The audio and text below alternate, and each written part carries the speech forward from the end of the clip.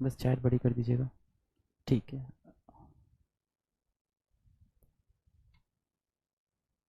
Good evening, good evening. क्या हाल चाल है? नमस्ते नमस्ते भाई, good evening. Hello hello. I love you too. क्या हाल चाल है बच्चों? हेलो। प्रणाम। Good evening. Hello. Good evening. मैं बहुत अच्छा हूँ, आप लोग कैसे हो? Very good evening. ठीक है, आप छोड़ दो। ओके।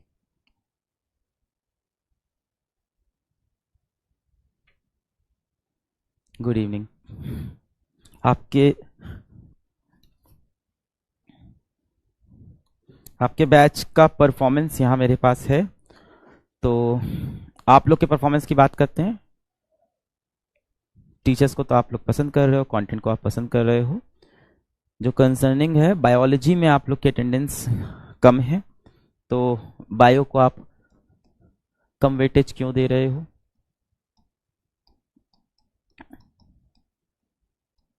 हमेशा ऐसा थोड़ी होगा कि आप आके प्रॉब्लम बताओगे, कभी कभी मैं भी बताऊंगा कि क्या प्रॉब्लम है। हम्म।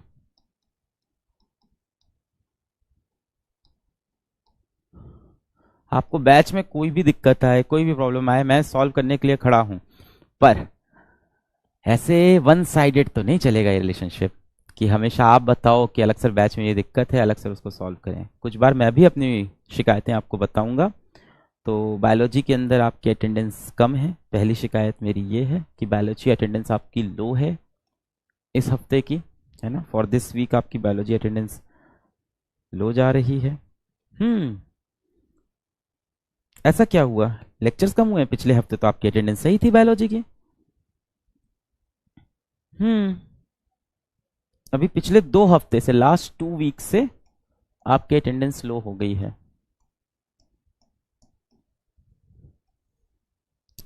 लास्ट 2 हफ्ते से।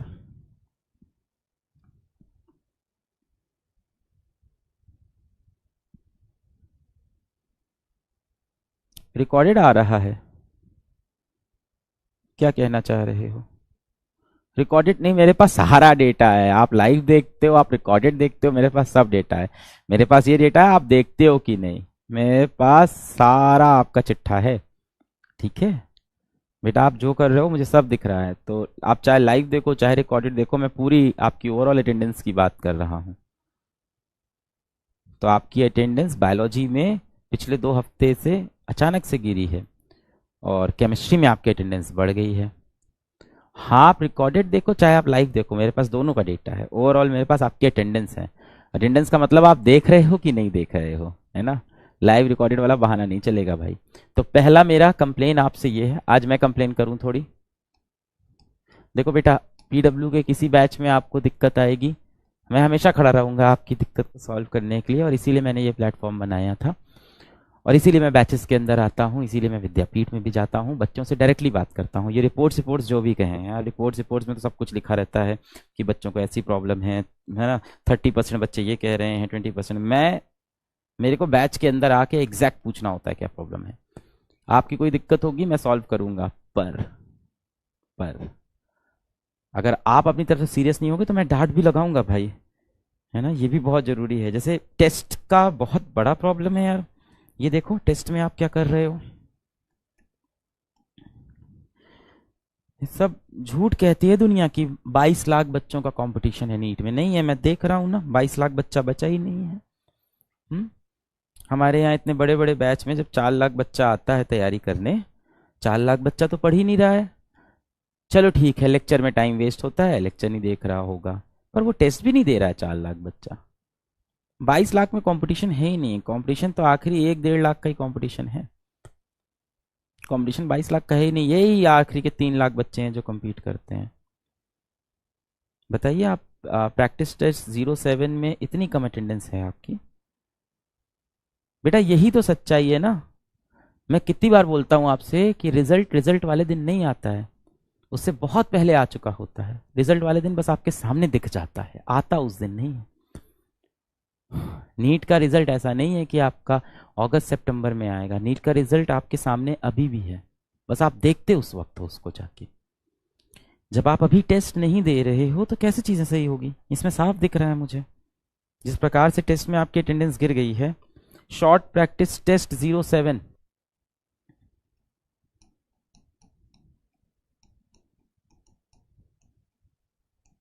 पता है कितने लोग दे रहे हैं शॉर्ट प्रैक्टिस टेस्ट 07?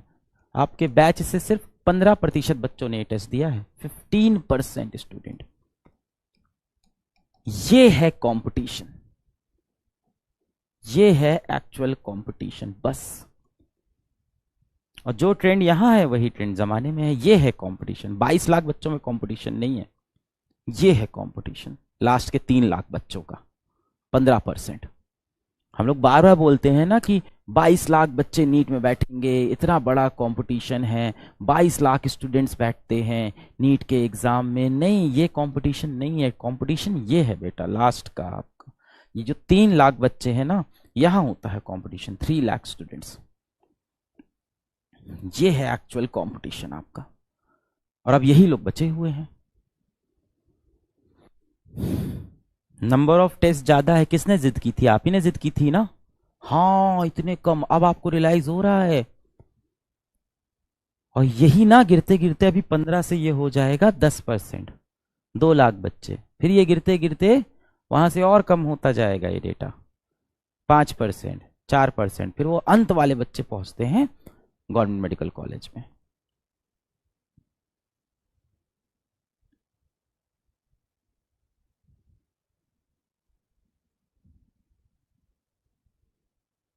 आपके सब्जेक्ट टीचर्स में कोई दिक्कत नहीं, कंटेंट में कोई दिक्कत नहीं, डीपीपी रेटिंग में कोई दिक्कत नहीं। मैं हमेशा बैच में आता हूँ, पूछता हूँ कहाँ प्रॉब्लम है बताओ, कहाँ दिक्कत है बताओ। लगभग कोशिश करता हूँ जितने ज़्यादा बैच में जा सकूँ जाऊँ, इसीलिए मैंने ये प्लेटफॉर्म बनाया था कि बच्चों तक सही शिक्षा पहुँच रही है कि नहीं। पर आप खुद सीरियस नहीं हो, क्यों आप अपना 4,000 रुपये खराब करते हो? 4,000 रुपये की बहुत वैल्यू है भाई। 4,000 रुपये किसी के 1 महीने का किराया है घर का, 4,000 रुपये में एक व्यक्ति की फैमिली का खाना है 1 महीने का। वो 4,000 रुपये आपने ऐसे ही बर्बाद कर दिया है। किसी को आप पैसा देते हो तो यूज तो करो उस चीज को, उस पैसे की वैल्यू तो करो, अपने समय की वैल्यू करो। ये देखिए, ये है आपका डेटा। क्या डिस्ट्रैक्शन है आपके जीवन में?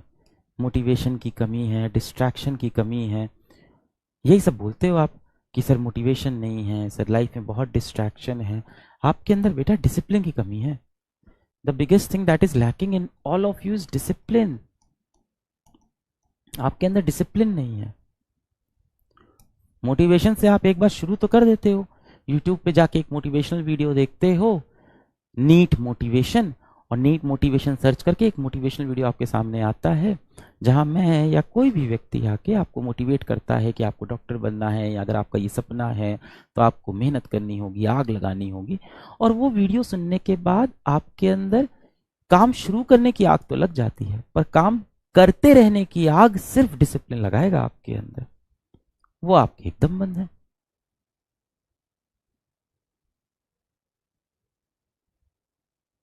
बिल्कुल डिसिप्लिन नहीं है। कौन सा डिस्ट्रैक्शन है आपका? क्या देख रहे हो आप? किन चीजों में फंसे हो? किन दोस्तों में फंसे हो? किन लोगों के साथ हो? हम्म? ये जिन लोगों के चक्कर में आज आप फंसे हो ना, जिनको आप अपना हितैषी समझते हो, जिनको आप अपना परम मित्र समझते हो, दिन भर जिनके साथ व्हाट्सएप ग्रुप में आप बातें करते रहते हो, मीम शेयर करते रहते हो, बेवजह उनको टैग करते रहते हो, अलग अलग तरह की रील भेजते रहते हो, जिनके लिए स्टेटस लगाते रहते हो कि तू मेरा भाई है, तू मेरा बेस्ट फ्रेंड है, और बहुत जो वादे करते हो ना कि हम दोनों साथ में बहुत कुछ करेंगे जीवन में, आपको मैं सत्य बता रहा हूँ, अगर आप जीवन में सफल नहीं हो पाए तो ये लोग एक दिन आपसे मिलना तो छोड़ो, आपका फोन उठाना बंद कर देंगे। आप लगातार फोन करते रहोगे, सामने फोन देखेंगे, ऐसे दबा के उसको अंदर रख लेंगे, फोन को साइलेंट करके। हो सकता हो कभी आपको एक मैसेज ड्रॉप कर दें कि भाई मैं बिजी हूँ। असल में वो बिजी नहीं होंगे, असल में उन्हें ये डर लग रहा होगा कि कहीं आप उनसे उधार तो नहीं मांग लोगे। रोड पे उन्हें चलते हुए दिख जाओगे ना, आपको इग्नोर करके चले जाएंगे। जिनको आप अभी अपना बहुत परम मित्र मान रहे हो ना, जिनके लिए आप अपनी सबसे इंपॉर्टेंट चीज छोड़ के उनके साथ समय व्यतीत कर रहे हो, घंटों घंटों फोन पे बात कर रहे हो, जिस व्यक्ति के लिए आप अपने जीवन का इतना समय निकाल रहे हो ना, जिसको इतना इंपॉर्टेंस दे रहे हो, एक बार देख लो वो व्यक्ति आपको इतना इंपॉर्टेंस दे रहा है कि नहीं। किसी के बेटा उतने ही हो ना जितना वो आपका बन रहा हो। जो इतना समय आप लोगों को दे रहे हो ना, मैं बता रहा हूँ आज से कुछ साल बाद अगर आप जीवन में सफल नहीं हो पाए, आप पैसे नहीं कमा पाए, आप अच्छा नहीं कर पाए अपने लिए, तो सड़क पे आपको एक पुराना दोस्त दिखेगा, आपको ना देखने का नाटक करते हुए चला जाएगा आपके बगल से।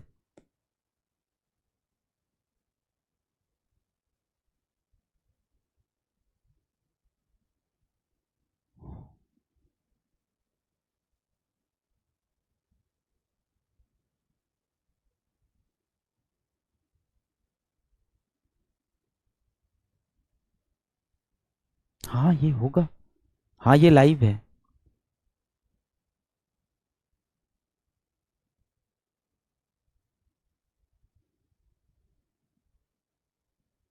Get back, get back. अभी आपके पास दिवाली हॉलीडे आने वाली है, अच्छा समय मिलने वाला है अपना बैकलॉग कवर करने का। ये दिवाली हॉलीडे मिलेगी, इसमें आप अच्छा समय मिलेगा जिसमें आप अपना बैकलॉग कवर कर सकते हो। दुनिया बहुत कठोर है, किसी को इस बात से कोई मतलब नहीं कि आप कितने अच्छे हो, आप कितने भोले हो, आपका दिल कितना साफ है, आपका मन कितना साफ है, आप कितना लोगों की केयर करते हो, ये सब कुछ नहीं देखता। दुनिया दो ही चीज देखती है, आप दिखने में कैसे हो और दूसरा आप कितना पैसे कमाते हो, बस खत्म। इन्हीं दो चीजों पे दुनिया आपको जज करती है, बाकी सब चीजों से दुनिया को कोई मतलब नहीं है। दिखने में हम सब एवरेज हैं, अब मेहनत करनी चाहिए अपने आप को बनाने के लिए। लड़कियां बहुत हैं इस बैच के अंदर, आप तो बेटा ध्यान से सुनो। शादी के लिए जब रिश्ता आता है ना तो चप्पल उतार के आपकी हाइट नापी जाएगी उस समय। आपसे गाना गवा के टेस्ट करेंगे कि आपकी आवाज कैसी है, आपके हाथ की चाय बनवा के देखेंगे कि चाय बना पाती है कि नहीं। और लड़के तुम तो सुन लो, तुमसे तो दो ही सवाल पूछे जाएंगे, कितना पैसा कमा लेते हो, खुद का निजी घर है या नहीं, बस खत्म। मैं ये नहीं कहता जीवन में हर कोई डॉक्टर बन जाए, पर जीवन में अपने कमाने खाने का एक अच्छा इंतजाम तो करना है ना, उसके लिए डिसिप्लिन की जरूरत होगी ना।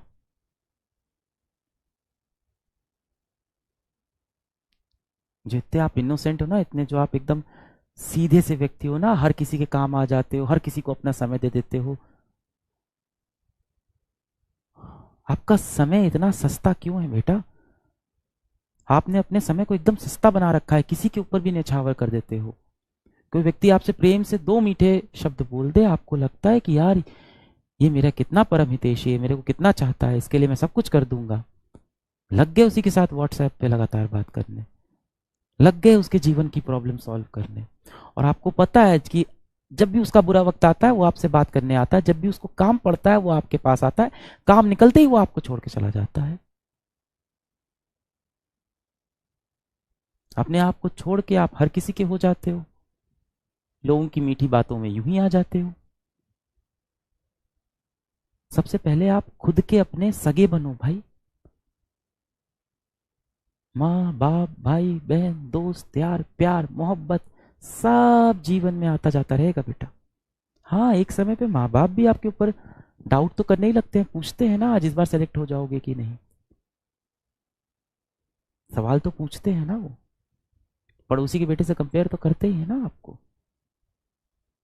बहुत अकेले हो आप, और ये बात मैं एक्सेप्ट करता हूं, पर इस अकेलेपन में ऐसी गलती मत करो कि किसी बाहरी दुनिया के किसी व्यक्ति के साथ जाके आप अपना समय खराब कर दो।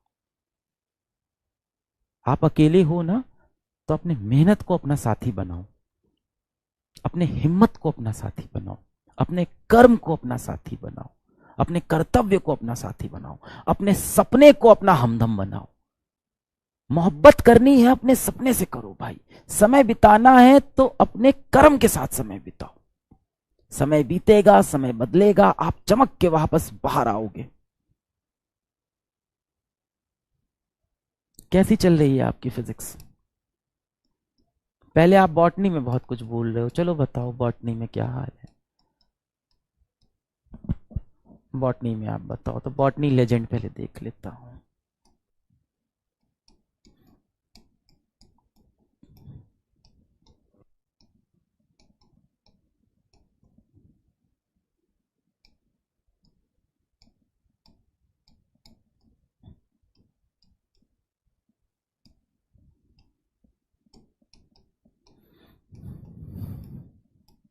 मेरे पास पूरा डेटा है, आपको सब सही लग रहा है, मुझे पता है आपको बैच के टीचरों से प्रॉब्लम नहीं है। कम से कम डेटा तो यही बोलता है। बाकी इसीलिए बैच में आता हूँ कि जो मेरे पास डेटा आता है और जो मेरे बच्चे महसूस करते हैं वो दोनों बातें सेम है या नहीं। अब देखो आप कमेंट कर रहे हो जबरदस्त चल रही है, तो आप क्यों नहीं टेस्ट दे रहे हो?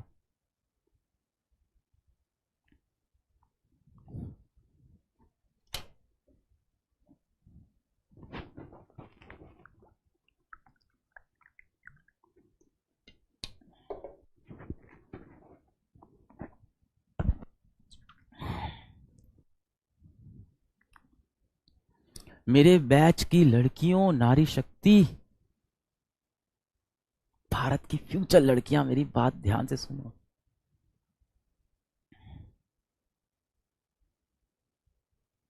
आप नहीं बने हो किसी के घर जाके बर्तन धोने का काम करने के लिए। अपने घर में धोएंगे वो अलग बात है। डॉक्टर बनेंगे, इंजीनियर बनेंगे, आर्टिस्ट बनेंगे, सिंगर बनेंगे, एंटरप्रेन्योर बनेंगे, कुछ बड़ा करेंगे बेटा।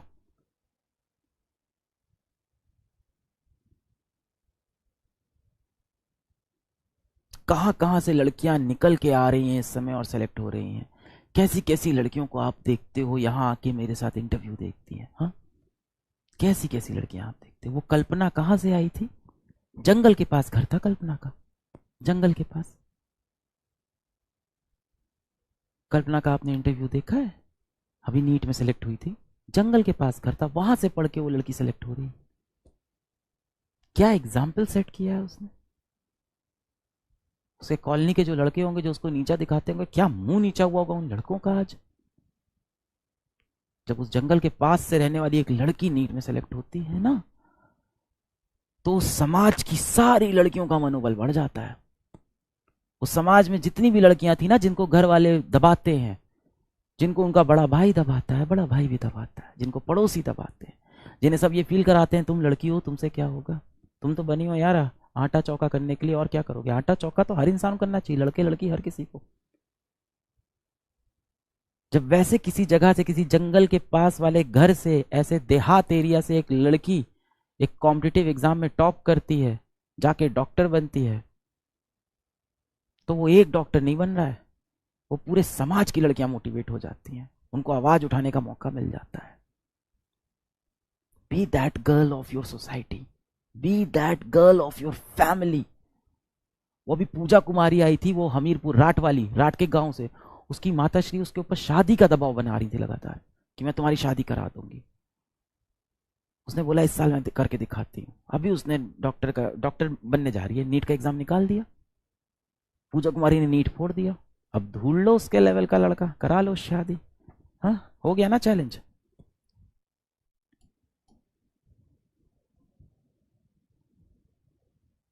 सो अप्रोक्स 60% पकड़ लेते हैं, सिंपल।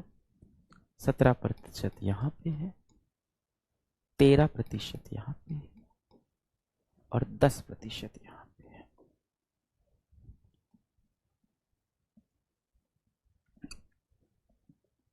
क्या दुविधा आ रही है आप मुझे बताना चाहोगे? जो भी बच्चे हैं थोड़े बहुत ही सही, क्या दुविधा आ रही है? हाँ भाई, सारे सर ओपी, ठीक है, लिख लो आप। बेटा ये टीचर फैन फॉलोइंग से आपको कुछ नहीं मिलेगा।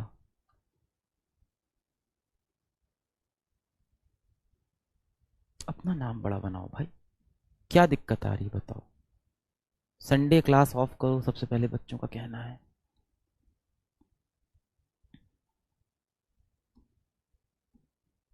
और क्या दिक्कत है?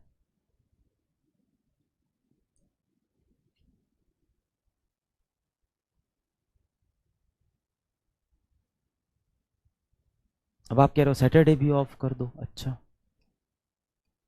फिर आप रिपीटर बैच में क्यों आए भाई, अगर पूरे हफ्ते क्लास ही आपको ऑफ करानी है तो? फिर बोलोगे मैंने 11th 12th में अच्छे से तैयारी नहीं की, मैं रिपीटर बैच में आया था कि शुरू से पढ़ूंगा, और वहां मैं पूरे हफ्ते क्लास बंद करा दूंगा।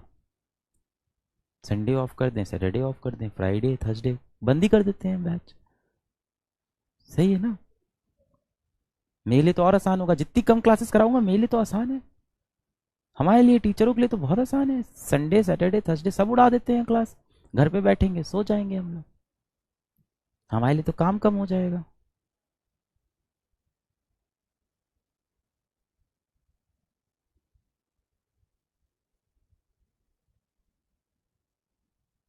इसको मैं फिगर आउट करता हूँ क्या दिक्कत है, इसको सॉल्व करते हैं अगर इसमें कुछ दिक्कत आपको ऐसी आ रही है।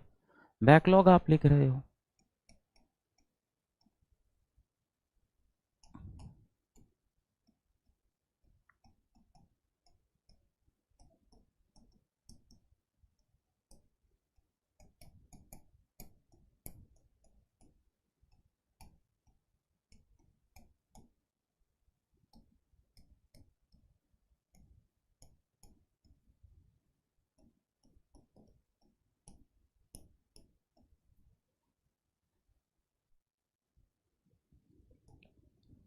अभी आ रही है दिवाली की छुट्टी, क्लासेस होंगी बंद कुछ दिनों के लिए, बैकलॉग कवर करने का सबसे अनमोल समय आपको मिलने वाला है। अब या तो इस समय में बेटा अपने आप से एकदम ऑनेस्ट हो जाना, एकदम लॉयल हो जाना, 6-7 दिन का कम से कम आपको अच्छा ब्रेक मिलेगा। अब ये दिवाली की छुट्टियां जो आएंगी, पूरी सच्चाई से पूरी ईमानदारी से आपको पता है ये 7 दिन अगर आपको एग्जाम से जस्ट पहले मिलते तो आप जैसे परफॉर्म करते ना वैसे ही इन 7 दिन को यूटिलाइज करना। जब एग्जाम से पहले 7 दिन बचते हैं तो जिस इंटेंसिटी से आप पढ़ते हो, जिस गंभीरता से आप पढ़ते हो, जिस डिसिप्लिन से आप पढ़ते हो, उसी डिसिप्लिन से इन 7 दिन में अपना बैकलॉग कवर कर लेना। और इसके बाद मुझसे ये सवाल मत पूछना कि तो क्या सर मैं दिवाली ना मनाऊं, दोनों हाथ में आपको लड्डू चाहिए तो मैं नहीं दे पाऊंगा, ठीक है। ये आपने चूज किया है, मैंने आपको नहीं बोला था, ये आपकी चॉइस है। अगर आप मुझसे आके पूछते सर मैं कैसे एंजॉय करूं, मैं कैसे खुश रहूं, मैं कहूंगा आप दिवाली मना लो, खूब खुश रहना। आप मुझसे बोलो कि सर मैं कैसे सेलेक्ट हो जाऊं, तो मैं बोलूंगा पढ़ लो। तो ये क्वेश्चंस के आंसर्स आपके पास हैं। मैं बोल रहा हूँ 7 दिन दिवाली छुट्टी मिलेगी उसमें जम के पढ़ना है, तो कई बच्चे बोलेंगे सर दिवाली भी तो मनानी है, तो साल में एक ही बार तो दिवाली आती है, बिल्कुल सही बात है। जिंदगी में एक बार ये एग्जाम भी आएगा, वो भी सच बात है। चॉइस इज योर्स, जिसमें आपको खुशी मिले, जो आपको असल में सुख दे, जो करके आपको अंदर से गिल्ट ना हो, वो बेटा कर लेना। अगर दिवाली मना के आपको खुशी मिलती है, सुख मिलता है, अंदर से गिल्ट नहीं होता है, तो बिल्कुल मनानी चाहिए। Life is a one time opportunity. NEET का एग्जाम हो, जेई का एग्जाम हो, बोर्ड का एग्जाम हो, सब बहुत छोटी बात है। Life is one time opportunity, और जो भी चीज जिंदगी में हो रही है वो पूरे जिंदगी में सिर्फ एक बार होगी। दिवाली जिंदगी में बार बार आएगी, पर 2023 की दिवाली जीवन में सिर्फ एक बार आएगी। तो जो भी चीज जीवन में हो रही है वो एक ही बार होगी, उसकी कीमत बहुत ज्यादा है। फैसला आपका है। मुझसे आप जो मांगोगे मैं आपको वो बता दूंगा कि उसको कैसे हासिल करना है। आप मुझसे बोलोगे नहीं सर मुझे ये 22 लाख की भीड़ में से निकल के टॉप 40,000 में किसी तरह जाना है, तो मैं बोलूंगा कड़ी मेहनत लगेगी। आप बोलोगे नहीं सर मुझे दिवाली सेलिब्रेट करनी है, मुझे दिवाली में वो खुशियां चाहिए सर, मुझे खुशी मिलती है, बोलूंगा बिल्कुल बेटा दिवाली सेलिब्रेट करिए, खूब अच्छे से सेलिब्रेट करिए, बहुत अच्छा पर्व है दिवाली का, सबको करना चाहिए। पर आप बोलोगे नहीं सर मेरी पांचों उंगलियां घी में हो, तो मैं बोलूंगा बेटा वो पॉसिबल नहीं है। जो सबका होता है ना बेटा वो किसी का नहीं हो पाता है। आंसर आपके सामने है। सर बहुत डर लग रहा है, डर को हटाने का तरीका क्या है? किसी चीज से अगर आपको डर लग रहा हो तो उसको हटाने का तरीका क्या है? अगर आपको युद्ध से डर लग रहा है तो हटाने का तरीका क्या है? खुद को और ताकतवर बनाओ, अपनी तैयारी और अच्छी करो, तो आपको डर नहीं लगेगा। याद करो स्कूल का समय, अगर किसी सब्जेक्ट में आपकी तैयारी बहुत स्ट्रांग होती थी तो एग्जाम में जाते वक्त आपको डर कम लगता था, किसी में तैयारी कमजोर होती थी तो एग्जाम में डर ज्यादा लगता था। तो डर बेटा एक आउटकम है, डर एक आउटपुट है, एक आउटकम है, आपने जो किया उसका आउटकम है डर। एक डर उसको भी लगेगा जिसे लग रहा होगा सर मेरे 710 आएंगे कि मेरे 690, वो डर अच्छा है। एक उसको भी डर हुआ कि मेरे 710 आएंगे कि 690 आएंगे।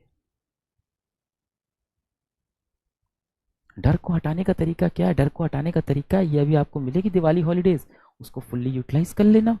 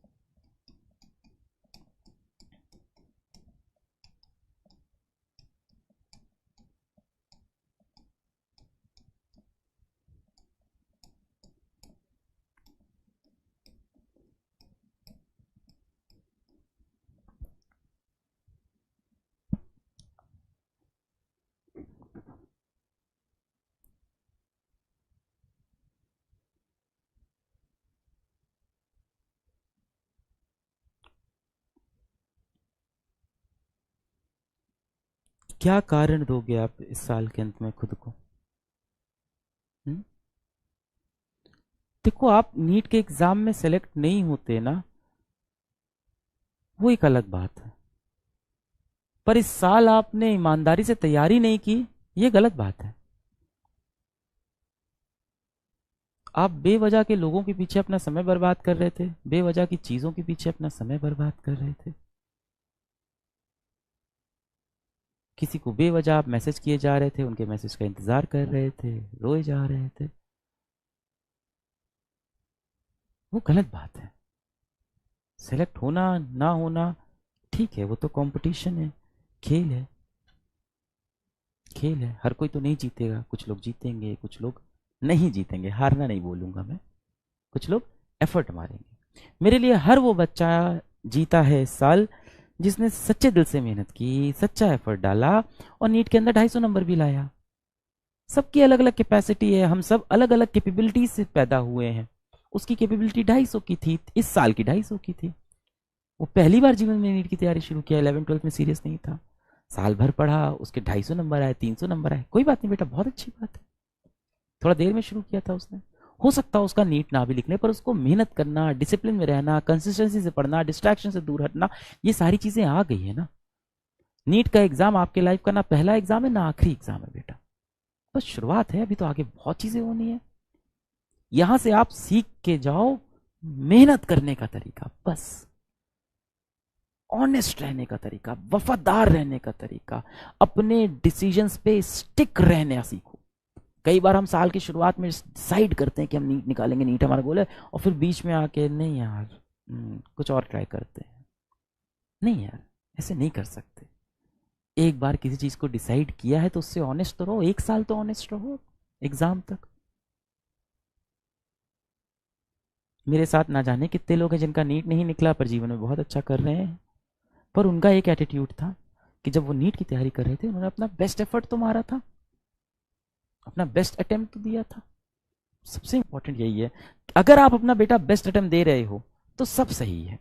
नंबर चाहे कम आए ज्यादा आए, आप जीवन में बेटा बहुत अच्छा करोगे, बहुत अच्छा।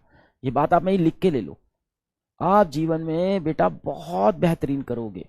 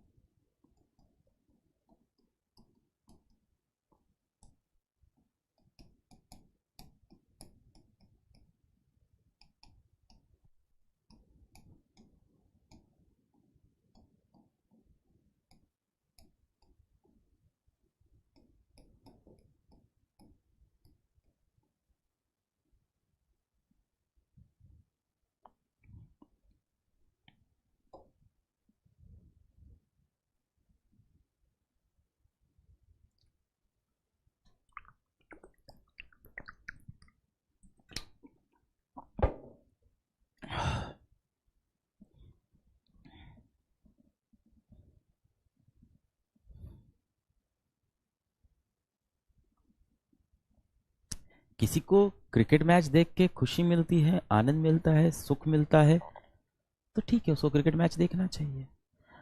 मैं कह रहा हूं ना, कोई भी काम करते वक्त अगर अंदर से गिल्ट नहीं आ रहा है तो ठीक है, अगर अंदर से गिल्ट आ रहा है तो कुछ दिक्कत है।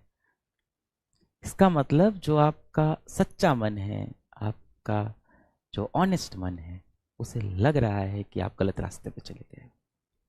अगर किसी काम को करते वक्त खुशी हो रही है, मजा आ रहा है, अंदर से गिल्ट नहीं है, तो अच्छा है ना यार।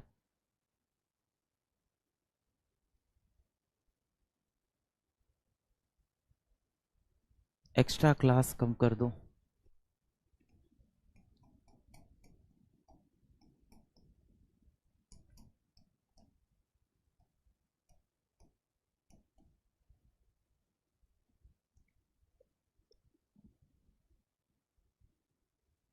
मैं आपने सबसे बड़ी जो रिक्वेस्ट की है वो है क्लासेस कम करने की, उस पर मैं सोचता हूँ बेटा, ठीक है।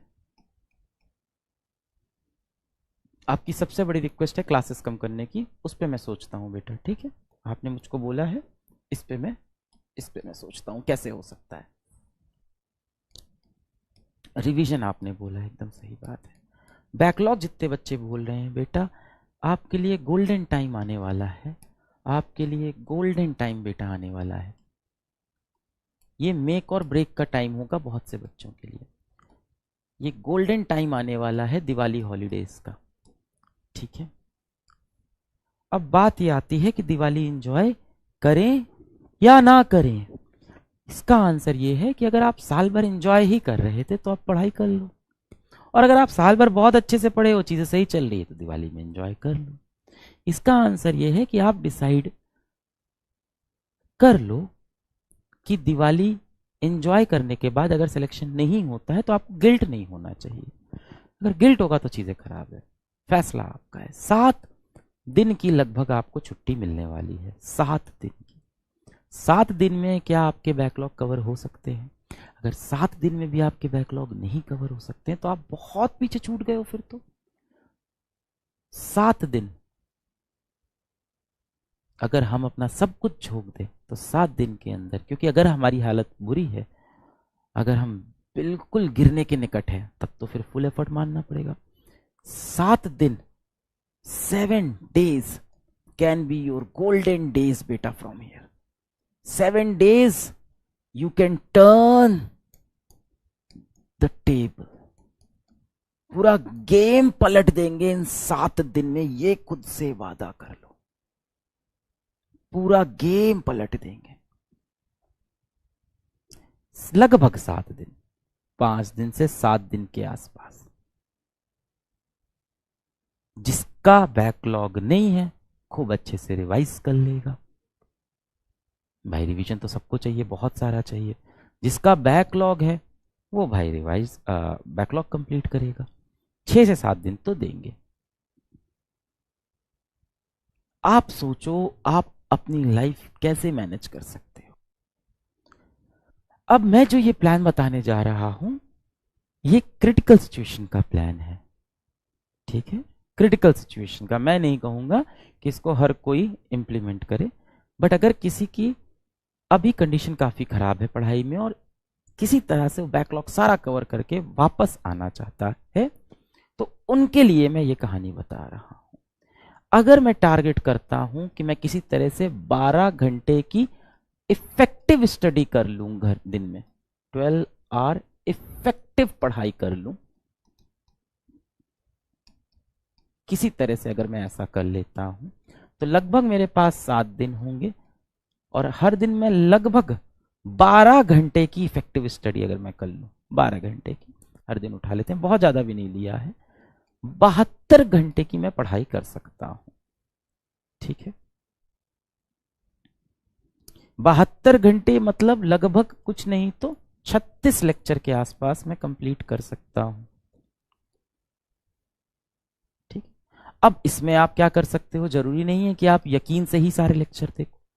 अब इसके अंदर आप ये कर सकते हो कि जो हमने यकीन का चैनल बनाया है, यूट्यूब चैनल, आप वहां से जाके 1 शॉट में चैप्टर कंप्लीट कर सकते हो, भाई बैकलॉग है तो। जो हमारे पास उम्मीद सीरीज है, आप वहां से जाके बैकलॉग कंप्लीट कर सकते हो वन शॉट में। भाई आपके 10 चैप्टर लैगिंग होंगे, आपके 12 चैप्टर लैगिंग होंगे। एक दिन में 2 चैप्टर उठाएंगे आप, एक दिन में 1 चैप्टर उठाएंगे, काफी कंप्लीट हो जाएगा। हाँ भाई 84 कैलकुलेशन खराब हो गई, मालूम मत मुझको, मैथ्स खराब हो गई मेरी।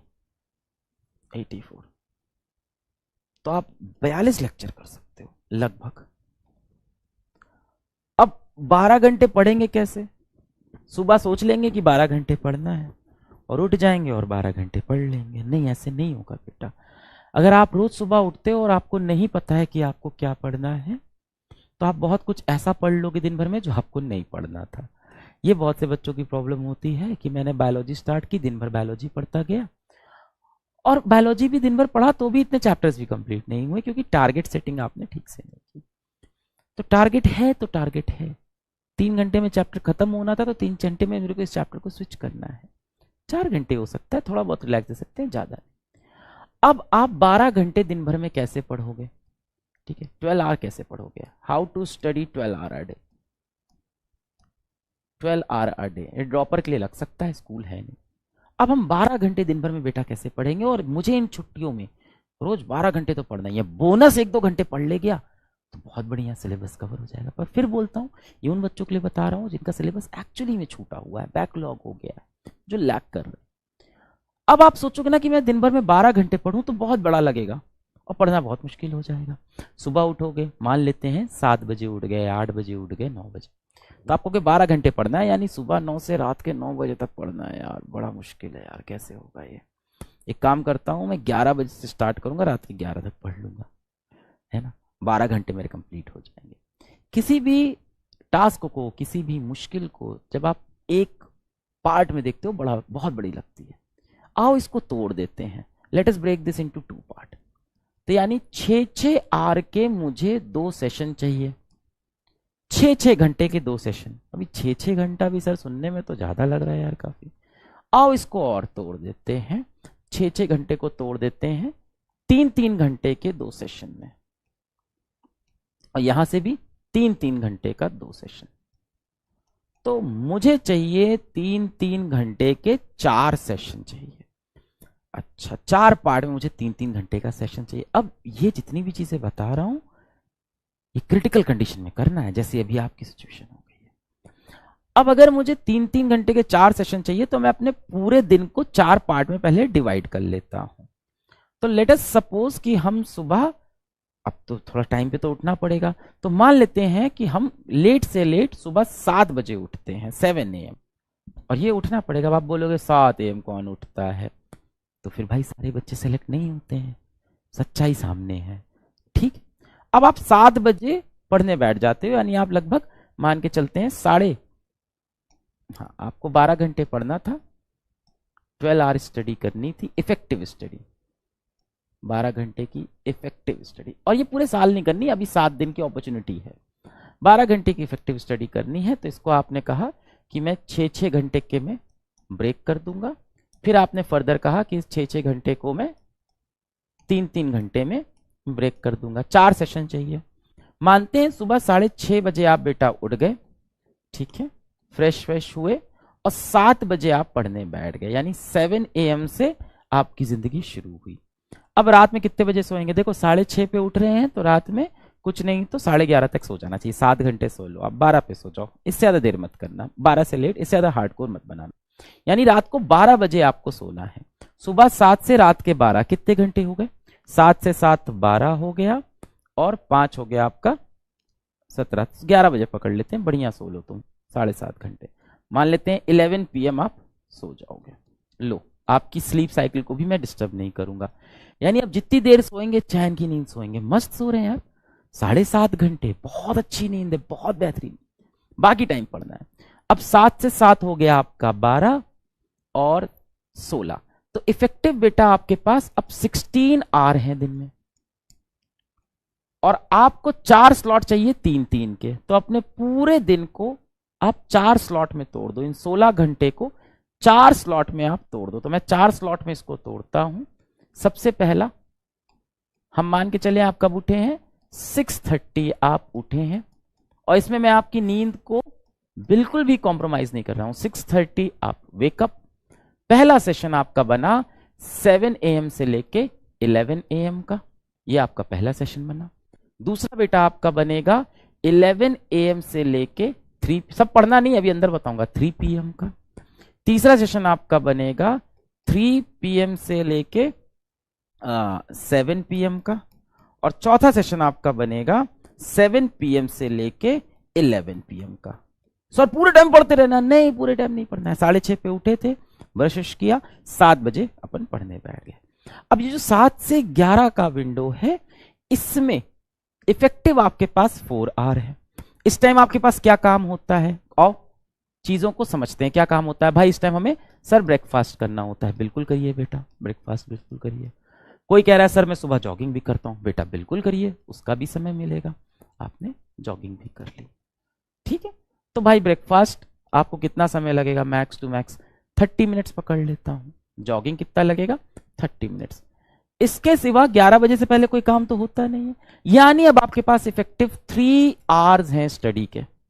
हो गया एक स्लॉट कंप्लीट। अब आए 11 से 3 के स्लॉट में। इस स्लॉट में क्या चाहिए होता है, अब दिन में सोने की ख्वाहिश मत देखना, रात में 7.5 घंटे हैं आपके पास, अच्छे से सोना।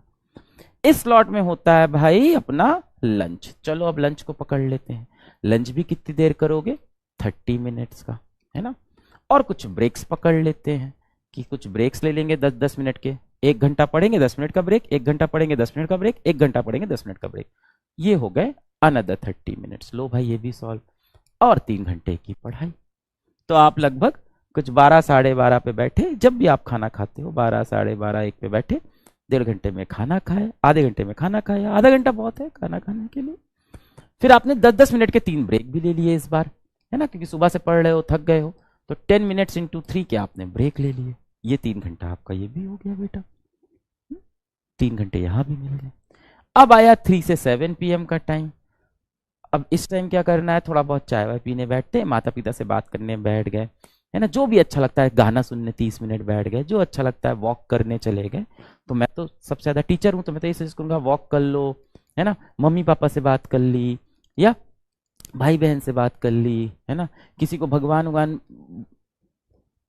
में बहुत आस्था है, पूजा करता है, बहुत अच्छी बात है बेटा, सबसे ज्यादा एनर्जी वहीं से मिलती है, तो आप पूजा वगैरह कर लोगे।